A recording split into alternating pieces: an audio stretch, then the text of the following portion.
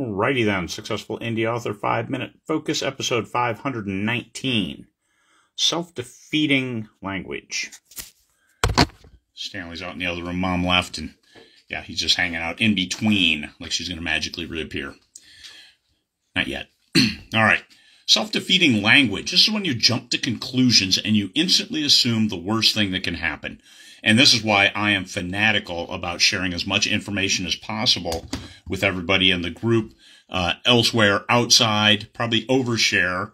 But if you don't fill that void, people will fill it with the worst thing that they can imagine. And that is self-defeating. It doesn't help you. It doesn't help your psyche. It doesn't help anything that you're doing. So don't jump to that conclusion.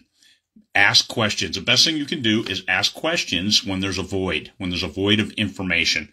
Somebody just asked, hey, is check-in open on the 15th? Because we make a big show about checking in on November 14th, the first day of the show, because, hey, we're trying to get everybody checked in. We could have upwards of 2,500 people we need to check in. So having a full day ahead of the conference to do it makes it so much easier.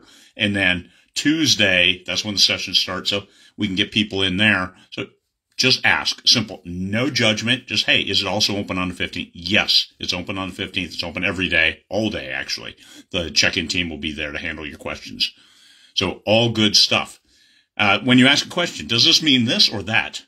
That binary. There's probably a lot of shades of gray in between the two extremes. So don't jump to that conclusion. Simply ask, what does this mean? Or for clarification. You instantly assume. Assumptions are bad. You make an ass of you and umption. And you don't want to do that.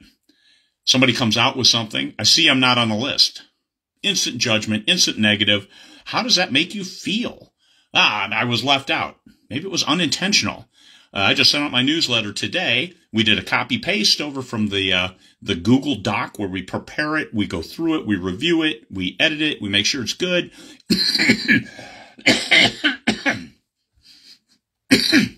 A little excited there. And we copy and paste it over into the newsletter server, and it left off the link. The link for a giveaway, the #1 call to action in my newsletter, was empty. Besides, hey, here's a big giveaway. And then it goes on to the next thing. Oh, and by the way, we have some books for sale. What? Yeah, copy paste. Failed. So, what are you trying to do to us? Nothing. I actually have this there. It's right there. So, try to avoid that initial assumption of negativity, because that digs deep. Your thoughts become your actions. And if your thoughts are negative, your actions will be negative, your words will be negative, and you'll be unhappy. You're doing yourself a disfavor by instantly assuming the negative on stuff. Don't assume. Makes an ass of you and umption. Don't externalize your doubt or lack of faith in others. Because every time you question that, it's like, hey, I have no faith in you because you screwed me here. It's like, oh man, copy paste, it failed. Trust is hard earned and easily lost for that very reason, that people will fill a void with everything negative they can think of. And it's the absolute worst. It's the end of days. It may seem safer not to trust people. However, is that how you want to live your life? I've lost money by paying people up front and for covers and things like that, and pay up front for editing, and they disappear on me and ghost me. And you know what? I'm still rather do it that way. I still rather trust people. And now, as far from being naive, I mean, you ghost me once. When you come back, guess who's not getting paid ahead of time? Just all there is to it. Fool me once, shame on you. Fool me once, shame on me. Or fool me twice, shame on me. So we don't want to do that.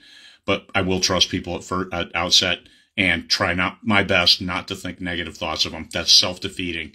As an author, when you let those thoughts get in there, now you're writing books that have a negative tone to them, and people don't necessarily like reading those. Yeah, dark romance, great, but still negative. That negative impression, it squeaks into your prose. It gets into your dialogue, and it's destructive to your overall book because you probably don't want it that way. I want to write a book where everybody's negative all the time. Geez, I hope not. What kind of readership would that look like? Escape fiction. I'm a big fan of escape fiction. Write stuff that people can escape with. All right, there we go. Self-defeating language. Try to avoid it. Recognize it when you see it, and work to eliminate it from your vocabulary. You'll be a lot better off. You'll be a lot happier. Peace, fellow humans.